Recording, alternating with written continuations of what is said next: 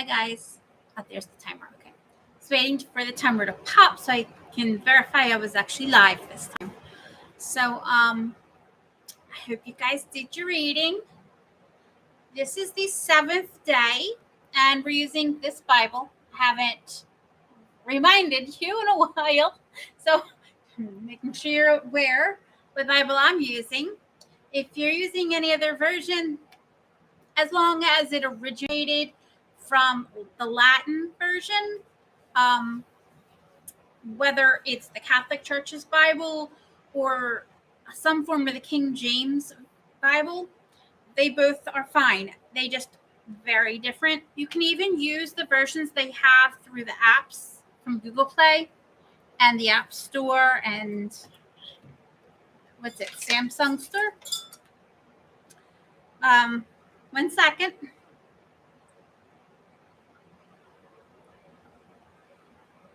I'm all in. Galaxy Store. I like trying to be accurate. Life is useless if you're not accurate. Okay, I'm doing my best to help you with this last day. I was also going to do a recap for the full 7 days and all that we've learned, but there's not going to be enough time because it's going to be grand. So I will do today, the 7th day, and next week I'll do a recap of all 7 days and what we learned. So this is the book of Genesis, chapter 2. We're ending the first story of Genesis with chapter 2. So it's verses 1 through 4, and it can be found on pages, hold on 1 second. I have a reminder, it just keeps popping up for something I missed. 100% completely missed it. So go away, Google. Don't mind me. All right. It's completely supposed to be chapter 5. Page 5. So, verifying. Yes, page 5. Well, I didn't put that down correctly. But in any case, all right. Verse 1, you'll notice there's an O at the end of it. I could never tell if the O belonged to the previous verse or the next verse, but we've done these enough that I can tell that if there's a big enough space between the verse of the next one and a letter that happens to appear very closely towards the end of the last verse, then that letter belongs to the last verse. You can tell in what we're going to do because the way the Bible shows this, I'm going to demonstrate it for you.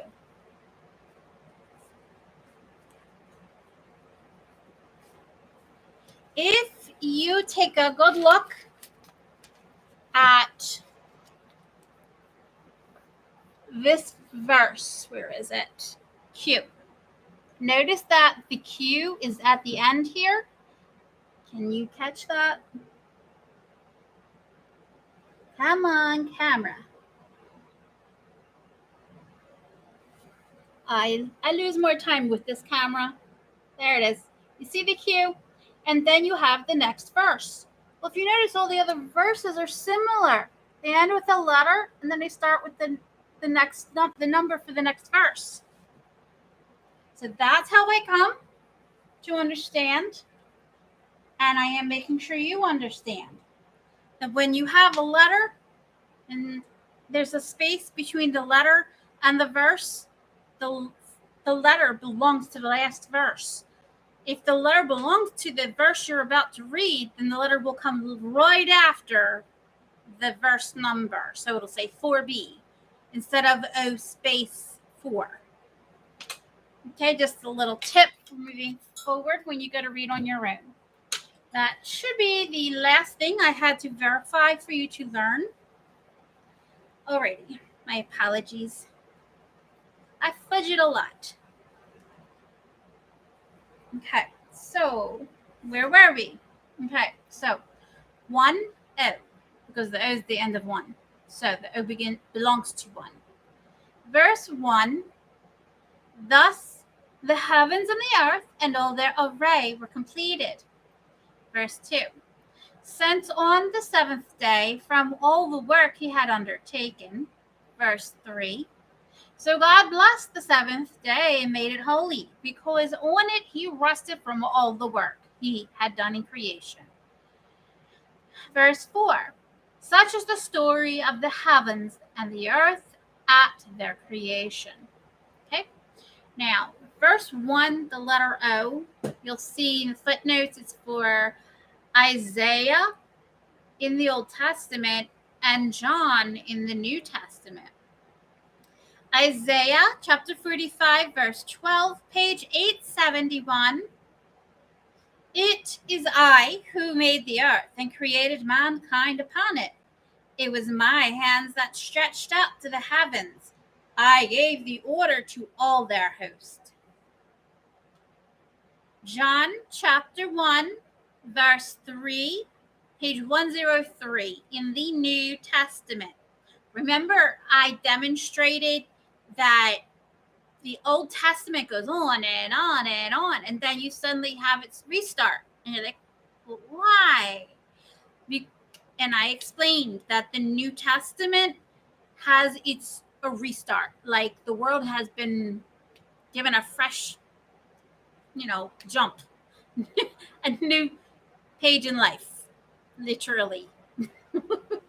So, when you go to look in the beginning of the Bible and you notice it's not there, check the back. All right, so John chapter 1, verse 3, page 103 in the New Testament. Through him all things came into being, and apart from him nothing came to be.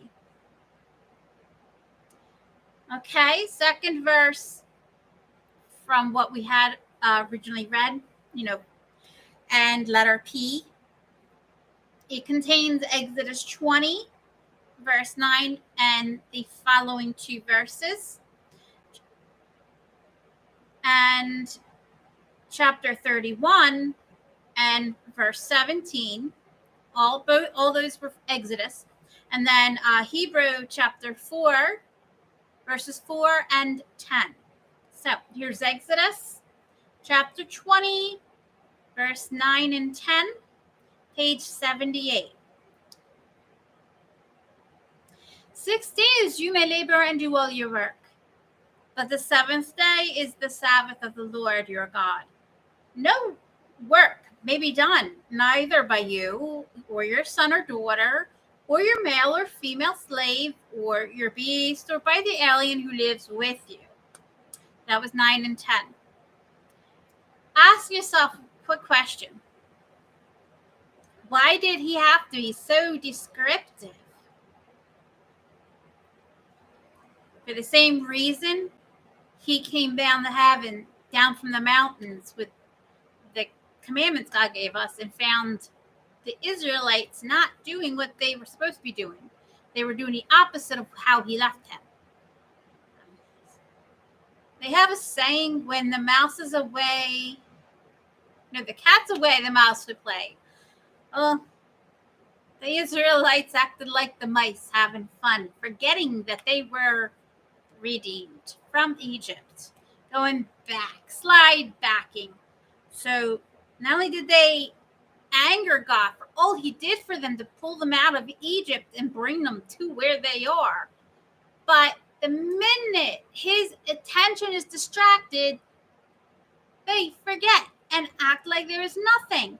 So he had no choice but to put these directives in place, because if they can't think for themselves to do godly things, then they need that structure. So it's not just that. It goes a little further. If you have someone who's even a little bit more clever than your common man, and he happens to be lazy, that man will try to find a way around what everyone else does. So, a good example, a master of a mansion. He's in charge of the household. He's not going to just do everything himself and then on the seventh day be like, Okay, I'm resting. Even though my mind's a mile a minute because I got all these things I still have yet to finish. He's not really resting. So he disobeys God. And because he doesn't want to break the law, he'll go and send those who are not of his household to do the things that he wants to get done. And he'll pay them. And that's why God wrote it the way he did, to prevent people from circumventing his guides. Circumvent, if you're not familiar with the word, it means to go around, find a way to bypass. So that is why that is so detailed right there. But you will find as we read that this is not everyone. So don't feel bad if you have to clean your house on Sunday, because this applies to the Israelites. God had applied it to them and them alone. Now, when Jesus came along, he said, you need to be following everything that I say. He breaks us away from the old law because he understands the old law was specific for that time. And now that he is here, he has become more closer and intimate with us. We don't need the old law. We just need to rely on him. So here we go. The rest of the phrases. We are after 10 minutes. We're at 11 plus. I realize it's because I ran with my mouth, but what I ran with wasn't my normal. The things that I'm saying have to do with the lesson. So I apologize that it's going over 10. Definitely wasn't expecting that. So I'm going to ask, if you have to go, just pause me, do your thing, and come back. I'm going to keep going now. Okay, so Exodus chapter 31, verse 7 is on page 90. Between me and the Israelites, it is to be an everlasting token. For in the 6 days the Lord made the heavens and the earth, but on the 7th day he rested at his ease. Something else I want to make you mindful of. This world is temporary. Everything that is in it was structured for the common good of the world. There are so many people on this earth. We all had to come to a common ground, a common understanding, something we all agree to and share. But if you pull things apart and take them at the granular level, you will realize it doesn't actually apply that way. It was created to make it easier for everyone to manage on the same agreement. The Sabbath day. In the Bible, it does not say the Sabbath, the 7th day, is Monday, Tuesday, Wednesday, Thursday, Friday, Saturday, Sunday. In fact, it's not a designated day. The words of our week came from Latin, and they came to be after God created everything. So you tell me, what is more important? To find your 7th day, the day of, like, you've done 5 days of work. On the 6th day, you get your house in order. The 7th day is the last day before your work week begins. That is your Sabbath. And that was God's Sabbath. It just means the 7th day of your week. He did not build the Sabbath so that humans must honor it and make it be their master. It's the other way around. He created the Sabbath so that we have an excuse to rest, because he knows we will work ourselves to the bone if we don't. That is the reason it is there. He wants us to worship him as the only thing he cares about on that Sabbath day. He doesn't want us to exert ourselves in anything except loving him. I mean, it's day of rest, day spent when you're with your family, and God is your greatest family. I mean, your life ain't your life without him. So, right there are 2 things I had to make note of. First, why it was so detailed about who it applied to, um, and the day that it actually applies to. Now, Hebrews chapter 4, verses 4 and 10. For in reference to the seventh day, scriptures where somewhere says, and God rested from all his work on the seventh day. And he who enters into God's rest rests from his own work as God did from his. My point. Voila. Alrighty, to the next. Now this applies to the verse 3 we had read. This is letter Q. Okay. Exodus chapter 20, verse 11, page 78. In 6 days the Lord made the heavens and the earth, the sea, and all that is in them. But on the seventh day he rested. That is why the Lord has blessed the Sabbath day and made it holy. And Lord is capitalized there.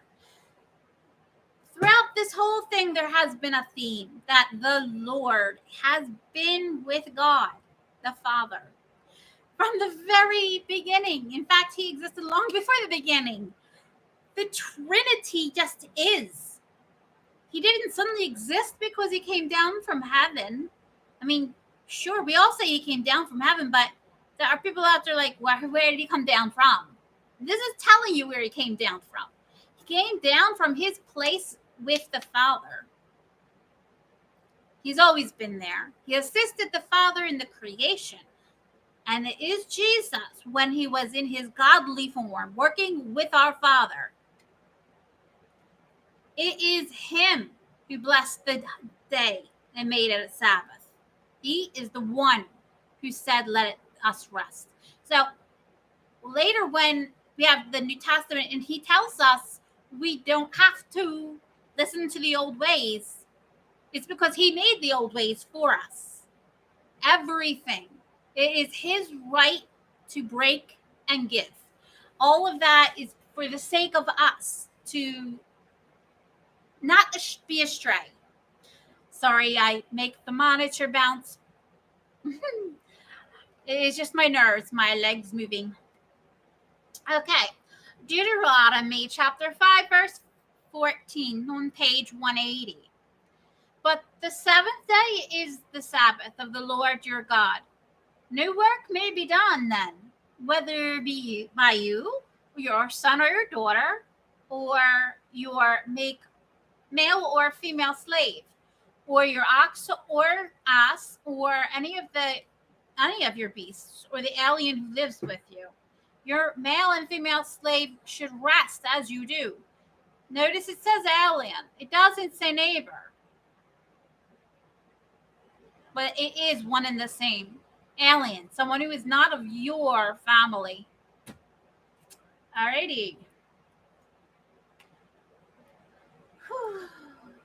I have gotten too excited over this. Okay.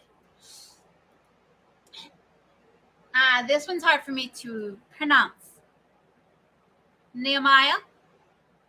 I think that's the way it's pronounced. Chapter 9, verse 14, page 463. Your holy Sabbath you made known to them, commandments, statutes, and law you prescribed for them by the hand of Moses, your servant. So there you go.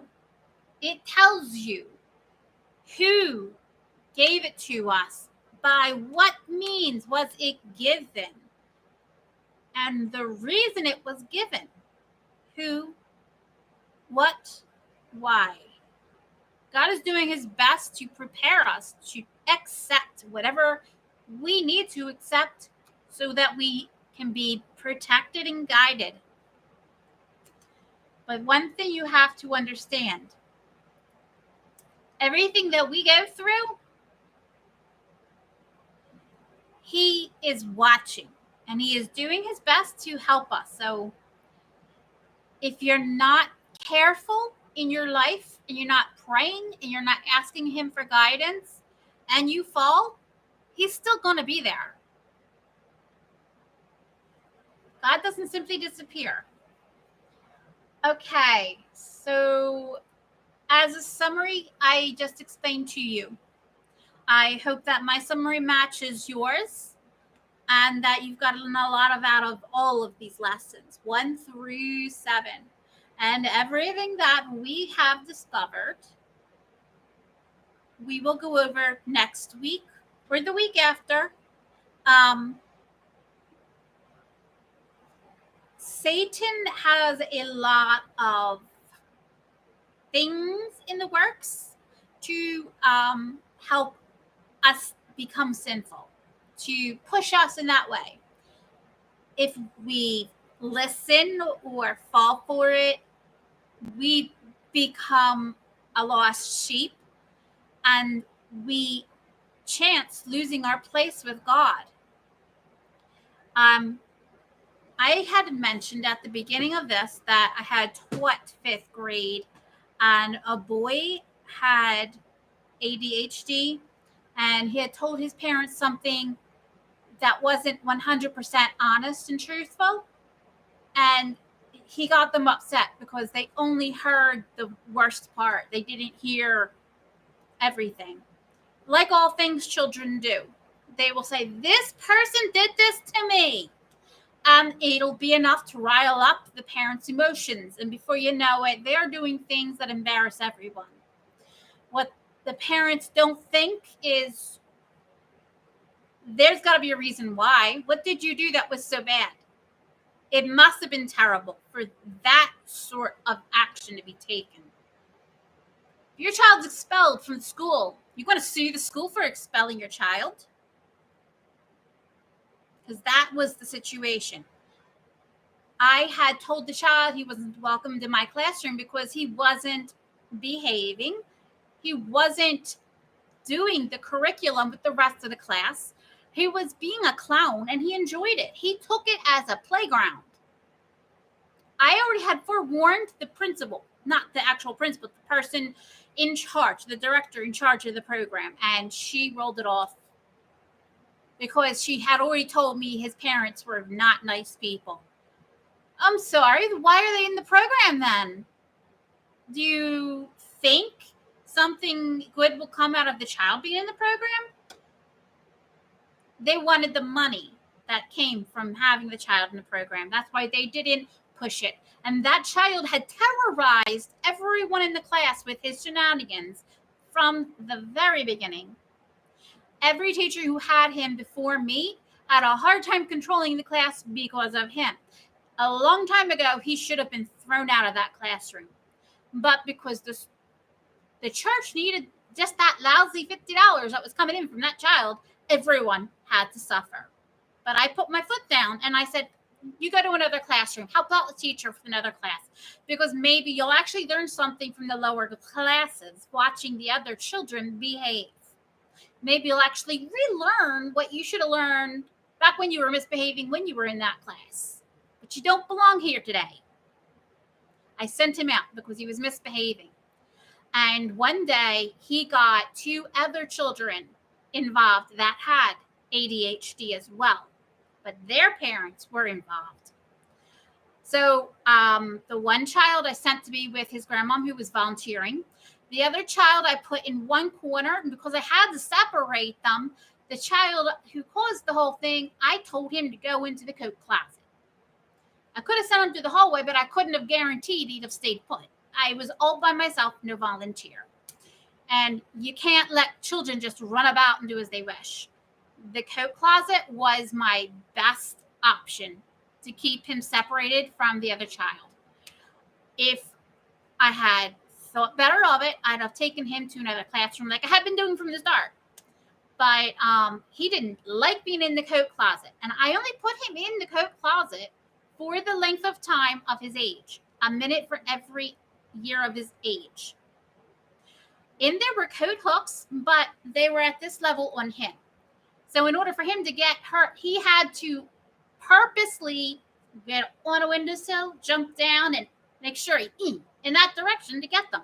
Because there's a shelf like right there, and the shelf is a thin plywood. So it would have had to go down first before he could even get to the coat hooks, which were thick, round things. I mean, it wasn't that bad. There wasn't even enough room for him to jump around.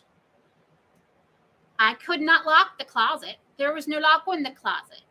So at any point, he would just come back in. And I had the closet open just enough that I could hear him. It was no different to me than putting a child in their bedroom for a timeout. So the reason why he ended up in that coat closet is because he was misbehaving and causing a outright party in the classroom when he should have been learning. He caused 2 other children who were struggling with ADHD to also misbehave, and it ended up with a fight. It wasn't the first time, so it was just,